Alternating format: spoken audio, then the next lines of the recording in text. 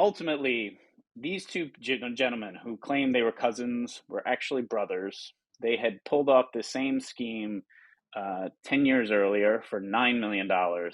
The brother who had supposedly died came back into the country under a different name, and they plotted this whole scheme. And we've never been able to find the person who claimed they were dead.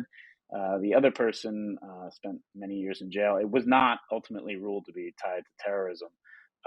But it was a fascinating case, and it was sort of an interesting like entree-vu into the private investigator world. And you know, the surveillance is what everybody always thinks about with private investigators. I haven't done surveillance in almost probably since that case. But it's such an incredible like adrenaline rush. Like you're watching this guy making making a call from a payphone, and you're like in the movies, and you're like, Yeah. what are they talking about, and why are they going to the next payphone? So it was a fascinating sort of entrance, sort of into the investigative industry. Yeah, so a couple of questions. Um, Yeah. who hired you for this case?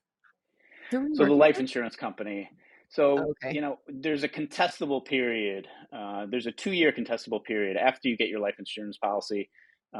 If you can determine there was some sort of fraud in the policy or something that they signed, there is a way that they can not simply not pay it. After the 2-year contestable period, there's obviously a way to challenge it, but it becomes much more difficult. So it was one of the life insurance companies.